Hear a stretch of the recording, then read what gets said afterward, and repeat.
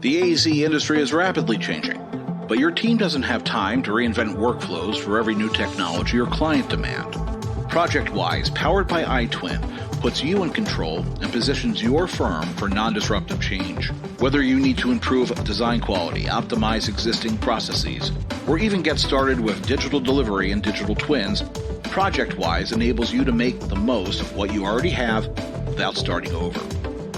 Visit go.bentley.com/podcast to see how ProjectWise is empowering AEC firms to do more with less. Once again, that's go.bentley.com/podcast to learn more.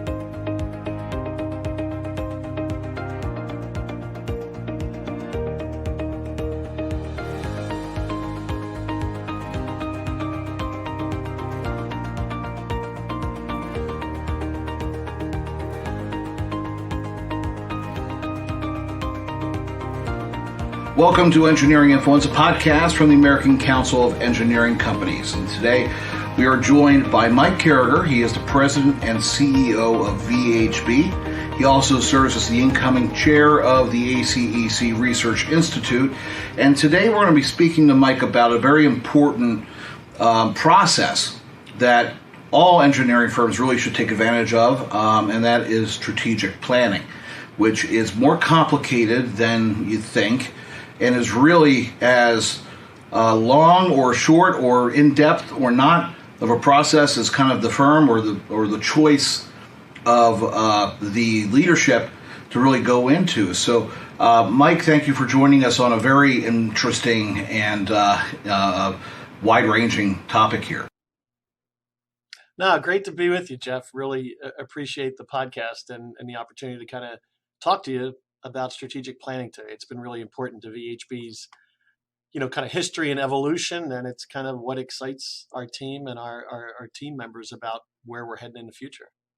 Yeah, it's one of those things that I think every organization can benefit from, no matter how long the organization's been around. A firm could be around for 100 years, and strategic planning keeps everything fresh, keeps everything kind of moving forward.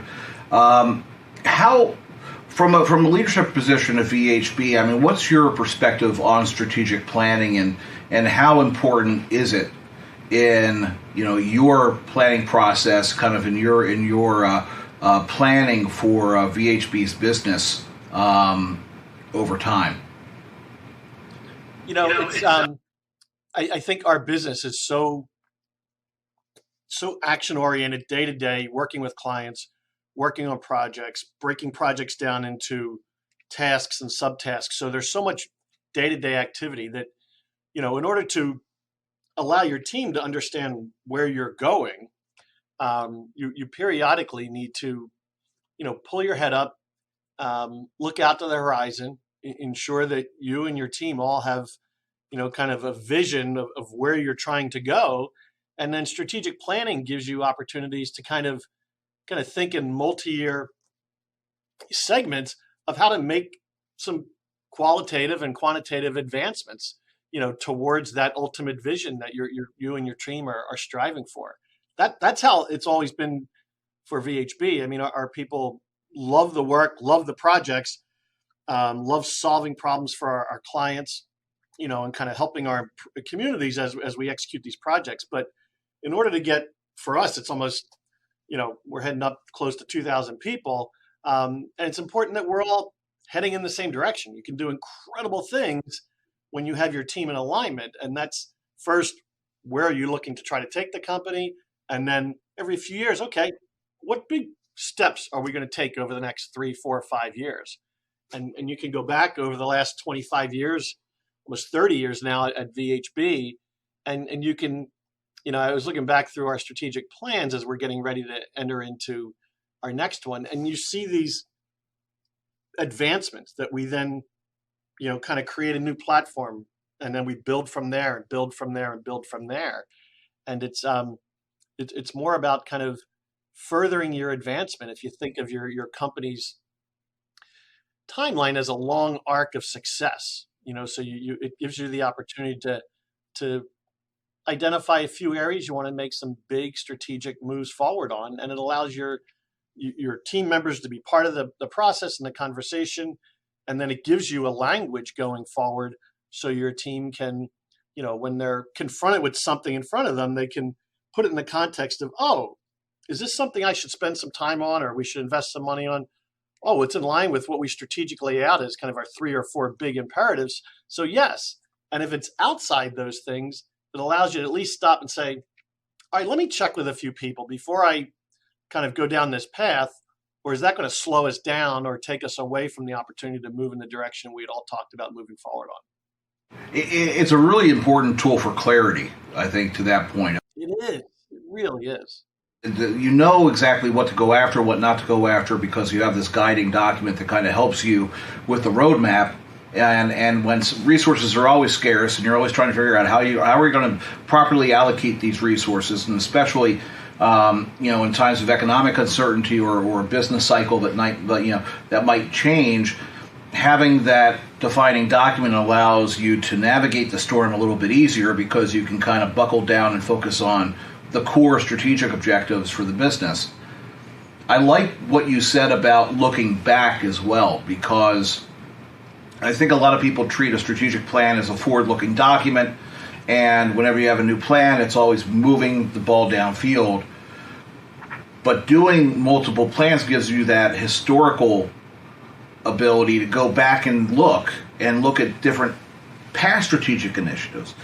How in your experience, how beneficial has that been to kind of look back and see how the past informs the future?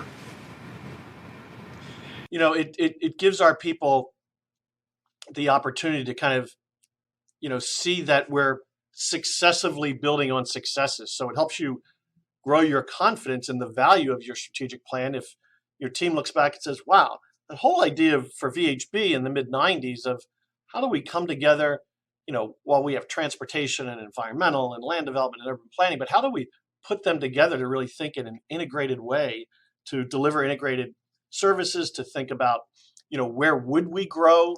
And this idea for us, it was always around kind of connected growth, not let's spread out all over the country, but let's think about where we are, and then think about geographies that are close, and recognize who VHB is, and then take a strategic step there. And over time, that was a great platform in the late 90s for us. And as they grew, to start saying, okay, these integrated skills and these strong skill sets, how would we then share that expertise across multiple offices? So that started to build.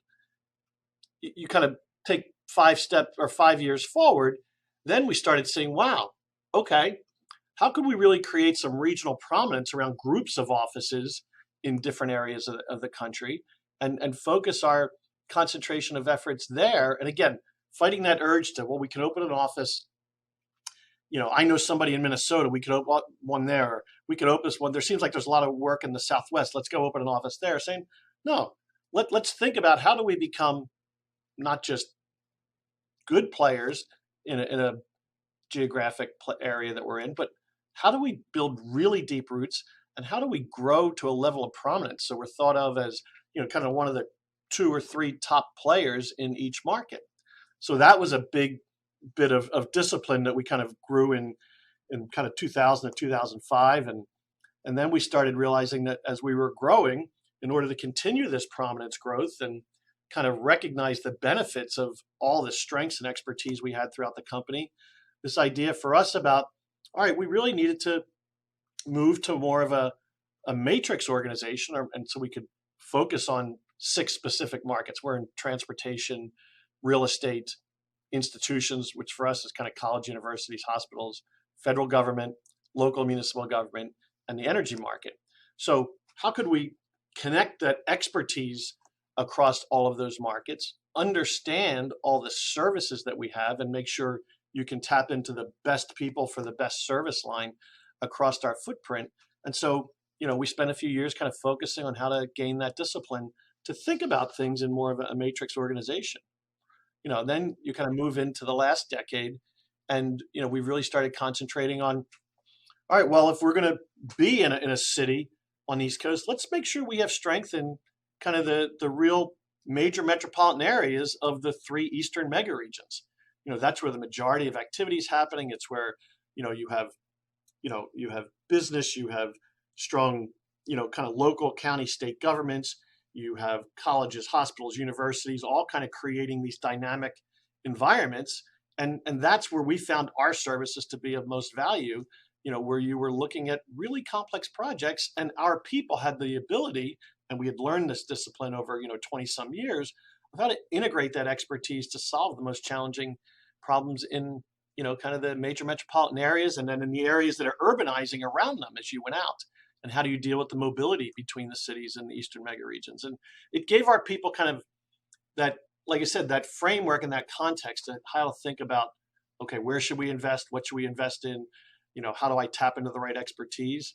And, now we're sitting here, and, one of the elements that came out of the last strategic plan, we had always been really strong internal technology tools. We wanted to kind of turn more externally thinking about technology. And so those early days of strategic steps that we took in 15, 16, 17 are paying off for us now as we think of offering our clients kind of data-informed, technology-empowered services at the right time. And we're able to capitalize on kind of the burgeoning AI opportunities and embrace them now because we've built them in as part of our strategy, not just oh, wow, that looks really cool, let's try that. So it gives our people that ability to kind of navigate and that looking back and seeing how we've successively built the strategy of the company over time gives people confidence of what we can accomplish going forward with an investment in the discussion and the thoughtful development of strategic advancements going forward. I think that's a really, you covered a couple of different areas that I think I want to touch upon. The first is, that idea of growth and using a strategic plan to help you figure out exactly what the best path to growth is and what the best growth curve could be. And you do always go into those circumstances where you're like, okay, well, we do have somebody who is maybe they're a business line leader and they know some people in a different city and there's opportunity there, but is it really in line with the overall strategic direction of the company? And you have to kind of sit and actually really look at that. And then you have also these technologies that are disrupt. I don't really, after talking to some people who are engaged with AI and machine learning, I don't really want to call them disruptive technologies. They're opportunities for firms. Yeah, it's the next evolution for a great opportunity. So, I mean, do you do your planning internally, or do you bring in sometimes a third party who's a little bit more neutral and helps you kind of take out the personalities or take out the kind of personal histories and really allow you to focus in on specific objectives kind of with a little bit of neutrality? With the history, like you said, almost kind of 30 years now of strategic planning, we feel comfortable with the process, but we've found that having a third-party facilitator, to challenge some of our groupthink is really important. And so, they can sometimes ask deeper, more probing questions in an innocent way that one of us might be hesitant to challenge each other on because you know of the 10 years backstory on a topic that might get in your way of making a strategic decision going forward. And that third-party facilitator can be really helpful in keeping you on schedule, keeping you on task, asking challenging questions, and maybe hearing different things than you and your firm leaders might be anticipating what someone might say, where that third party is actually really listening about what they say, and you can pick out some nuances. We've found that to be really helpful with us in refining our process, keeping us on track and asking those challenging questions. Yeah, we in my former life, at a PR firm, we did this from a communications angle, and we would be brought in and kind of during a strategic planning process, and we kind of handle a communications aspect from it. And I always, it was always that environment where you're coming in and there's a bit of, you're not as consumed with the issue as the people around the room. You're kind of new into it. You come in, you don't have the biases or the baggage or the history, and you're able to ask some questions that otherwise wouldn't have been asked, or make some challenges that otherwise would not go well in the room if it were just the internal leadership and people within the team. Do you have a set internal planning committee? Do you have a group of people that come together on a regular basis, or is it kind of rotational depending on exactly what you're looking to accomplish and how long the last strategic plan was? How do you approach it from kind of the nuts and bolts process to start? So we've been using 5-year horizons to think about this, because again, in our industry, it takes some time to kind of, from a change management standpoint, or to kind of move and develop a reputation, maybe in a new line of work. And 2.5 years out, we'll do okay, let's stop, let's check. Do we need to make any adjustments for the second half of that 5-year horizon? But so at the 5-year point and at the midpoints, we usually gather a cross section of kind of leaders of the company, but then stepping into the organization at multiple levels, at looking for people who have that ability to kind of think strategically. I mean, it's not inherent in everyone. I think it can be encouraged and brought out, but we try to keep it fresh, and we're always trying to, we're very much focused as a generational company of preparing the company for the next generation. So we're always bringing multiple generations onto that strategic planning committee, one for their new ideas, but also as a learning opportunity for them in their professional and leadership development path to be involved in those discussions and see and connect historically how we've done it, be involved in executing one, because 5-10 years down the road, they could be sitting in my seat kind of leading the whole program for the company. And we want to prepare people. That's how I learned it, being involved for, kind of 15 years, 10 to 15 years prior to coming into my role as CEO, being involved in strategic planning committees and seeing how it worked and what didn't. And, kind of the issues to address, the data to collect, the outreach that's necessary, the openness that's necessary to move those things forward. So that's how we do it. And I imagine that there's a good amount of stakeholder engagement that has to be done with the rank and file, where you might have this group that comes together, but how do you go about making sure that everyone's kind of enrolled in the process, right? That everybody has, even if they're not in the room, that they feel they're being brought along with the group in the creation of the plan. Yeah, I'll give you 2 different tracks of examples that we did. In 2015, I had just been asked to be the CEO, and I had, the company was looking for where's that next arc of vision. It was time to rethink and set that 15, 20-year vision out there on the horizon. And so I had come to the board and the leadership team with a vision that I said, this is where I'm thinking, this is where I'd like to take the company. I think this is what we have the ability to achieve, but I need more input. So after talking to the board and the executive committee and kind of getting their input, I then said, okay, I'm going to go on the road. And I do a town meeting, and VHB presidents have for a long, long time, a town meeting in every office. We're 30 plus offices now, and it's still one of those kind of important touchstones for VHB, to have a day, the president sitting there, different breakout groups, one whole office conversation. But what I did that year in 15 was share the draft of the vision and gave everybody a chance to say, does this make sense to you? What are we missing? What would you like to see more of? Is there a trend maybe that we haven't touched on? And that, kind of 3 months where I had those conversations in 30 plus offices, it added some richness and it added some specifics into that vision, in which we then really, at that time, it was about 1,400 of us, everybody felt invested because it was their vision. And then we went about setting the strategy. And then you go into another round of engaging people on strategy. And so this year, as we're kicking things off, we've done a number of things. We have our outside facilitator interviewing a cross section of clients, interviewing our whole leadership team, the board, doing sit down interviews, key leaders in the company, key rising leaders.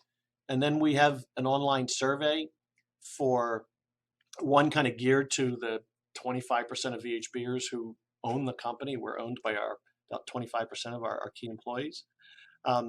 Another one geared to, kind of the people under 35 in the company to say, what are they looking to be part of for the next 15, 20 years? So different sets of questions. So we give a lot of opportunity for people to weigh in. And then this year on the town meetings, I'll be kind of giving them an update of how we're progressing on the strategic planning process and engage them in a kind of a focused topic depending on where we are in the process. So this is really an opportunity for everybody in our company to be involved, to see it happening, to have the opportunity to share their perspective, and in the end come out with something that says this really is our strategic plan and gives the people the ability to kind of self-navigate going forward. So, Mike, those are really good points, especially when it comes to people who are looking at how do we keep everybody together during the process.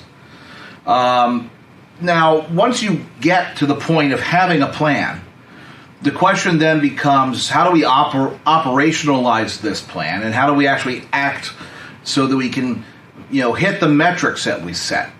Metrics are a whole separate conversation. Let's go there first. Actually, when you set metrics to measure against the plan, what is the process of kind of looking at setting those metrics? Do you look at past performance? Do you look at what indicators?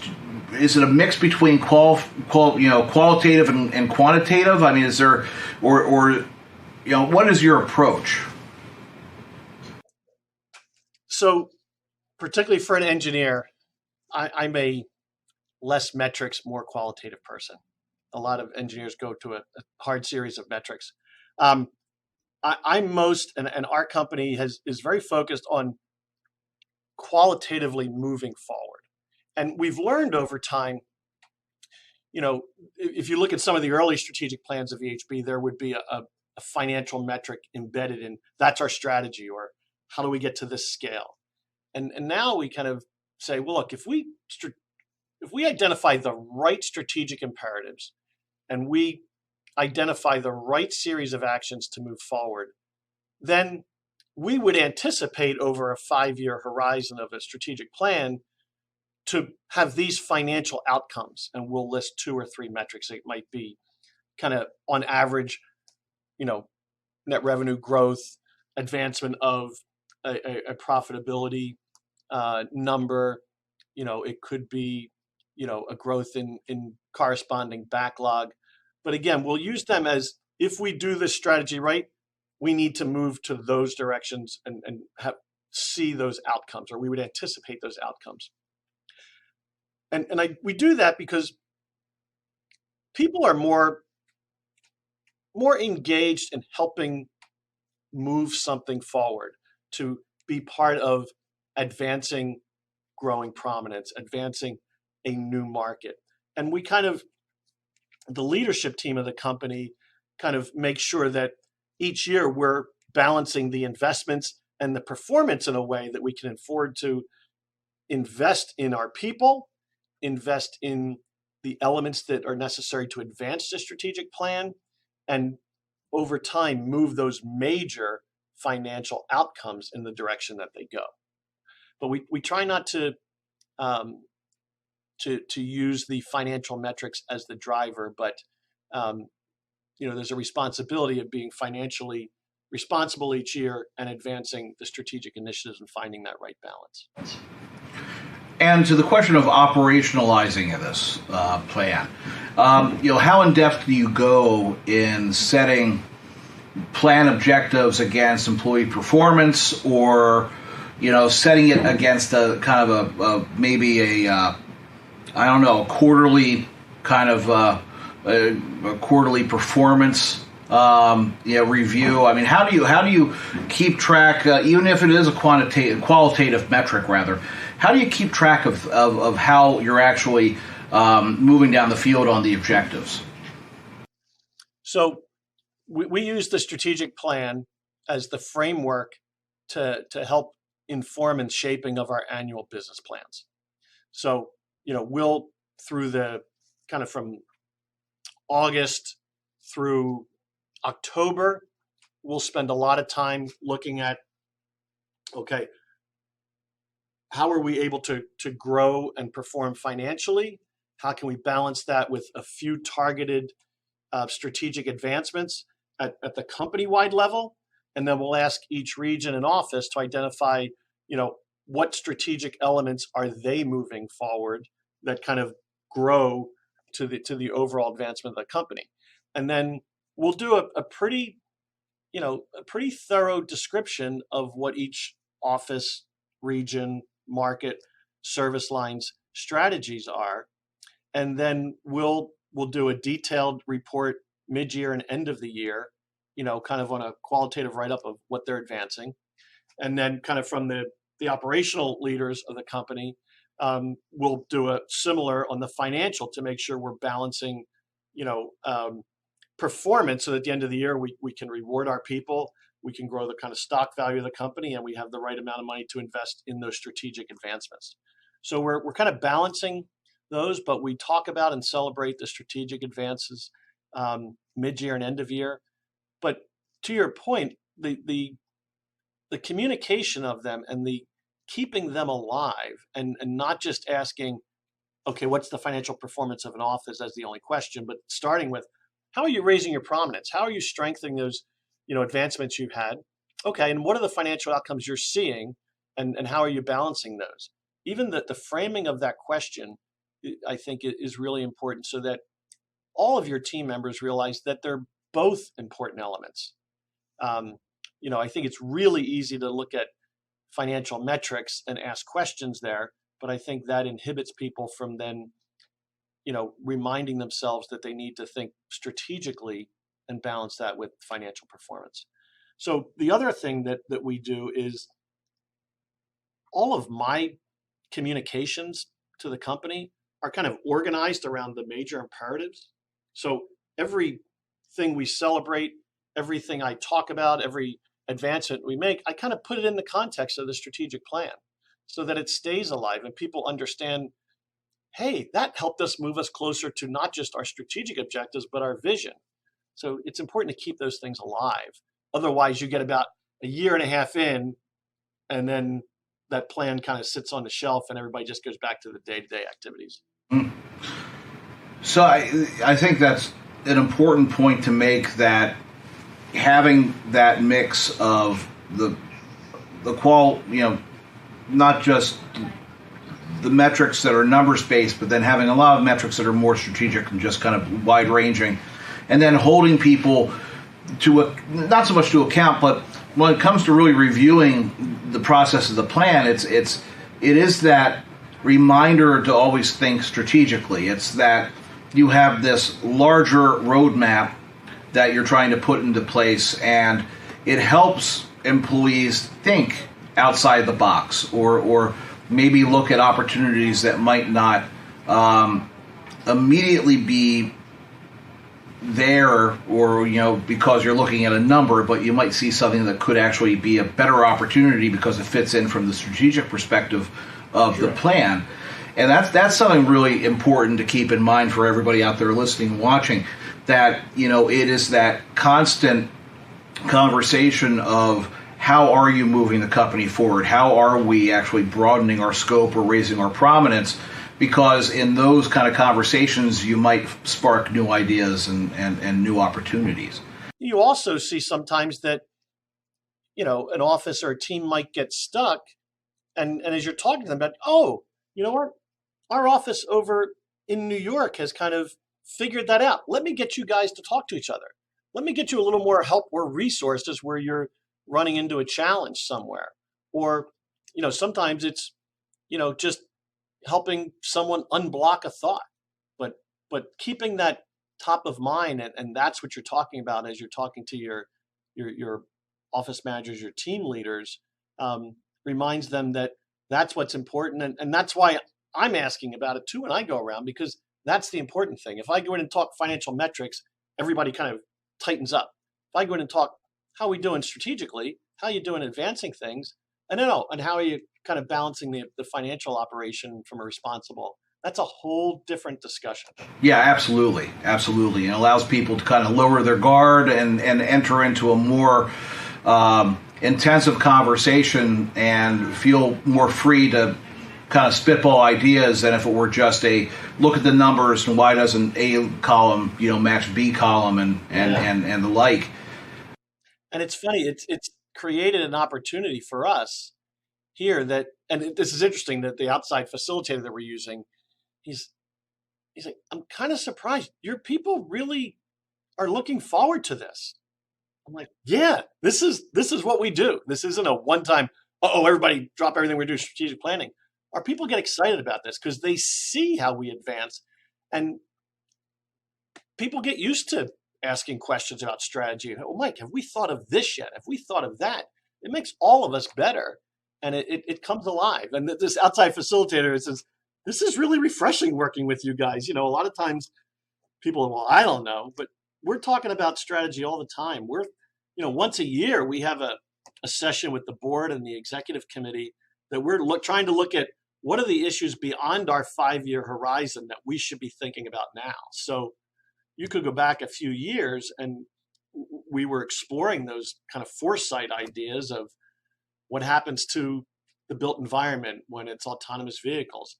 Where is AI going? I mean, we were talking about that 4 or 5 years ago, preparing our minds so that we weren't surprised when something was, okay, now we can figure out how to bring this into our business and what we can do. Yeah, I think that goes to the point of having this be a you just don't do it once and put it on the shelf. You do it, to your point, every 5 years you have a kind of a new horizon that you're looking forward to, because after the third or so plan cycle, it starts getting really embedded in the company culture.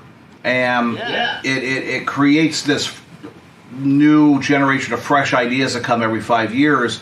And it creates a culture that's a little bit more willing to take a chance, a little bit more willing to think out of the box or strategically in general, even if you're not in a planning cycle, because you're used to having that give and take, which really benefits everybody, especially if you have different offices and different departments talking to each other. It does change the way that people operate for the better, in my experience, and I'd say the same for yours. I do have to ask, Mike, because you're coming in as the new chair of the ACEC Research Institute. There's a lot happening at the Institute, and I'll make a plug here because we're going to be focusing in on the Institute on one of the sessions during the spring convention, which register now because we're getting close to the event next month. But we'll have a panel talking about all the stuff happening at the Institute. How are you going to bring your experience and your leadership style in the strategic planning to help really the Institute move to that next stage? Because it's in 3 years that it's been around, it's done so much, and it seems like it's primed to really turn into something special, even more so than it is.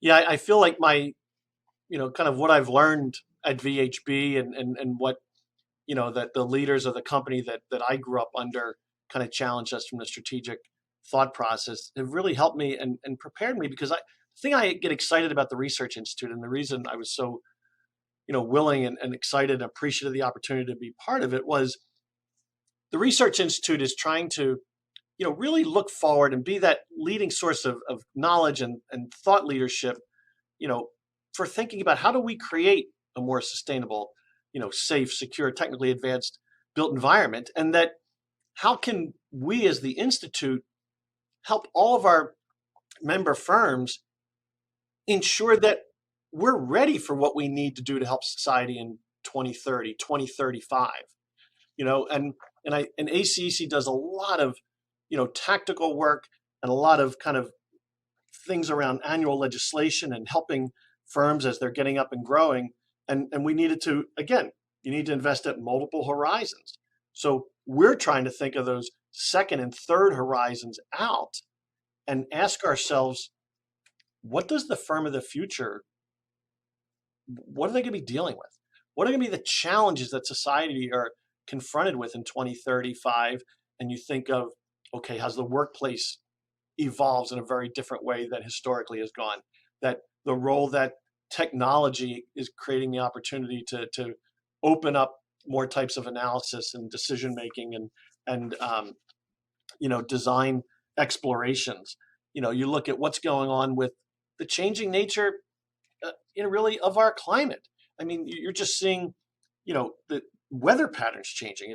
It's hotter than it's ever been in certain places, colder than it's ever been in certain places.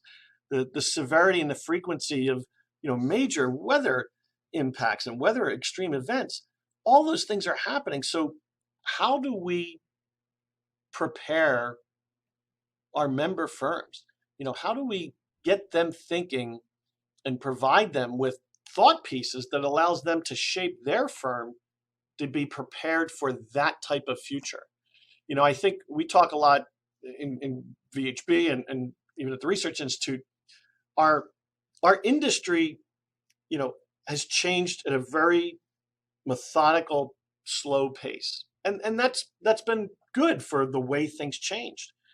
The changing nature of what's happening in society and the world is challenging our firms to think and adapt at a lot faster rate than we've ever had to as firms in the past. And our hope and our goal and our efforts are focused around the Research Institute providing those kind of exploratory research elements and then kind of helping create guidance for firms to think about how do they adapt more rapidly? What are the leaps, that might be beneficial over time to take about the type of firm that you build, what your ownership model will be, what other skill sets do we need into, our firms to really create thoughtful, holistic solutions, for a much more integrated, sustainable future than we've sometimes, have set the table for. It's going to be a great panel at the convention. These are all big questions that are going to be tackled by the Institute with ACEC right behind you, because we're dealing with the same issues and from an advocacy or legislative side of the coin. But there's a lot to talk about. And Mike, I know we're up against it, so I want to say thank you again for joining us today to talk about strategic planning. There's so much that could be said about it. I think we're just scratching the surface, but it's the kind of thing that I'd love to talk to you about more, especially going into detail about some planning. But I really do appreciate the time you've taken today to join us today and talk about this. Thanks, Jeff. We are, I really believe we're at the most exciting time in our industry's history. And I think this is the opportunity for, our member firms to have a bigger impact on helping create an even better built environment in society going forward. It's up to us to kind of take that charge and move it forward. And the Research Institute is looking forward to help spur that thought. Couldn't say it better myself. And Mike, thanks again for joining us. All right. Thanks, Jeff. Take care. Take care. And again, this has been an episode of Engineering Influence, podcast from the American Council of Engineering Companies, and we'll see you next time.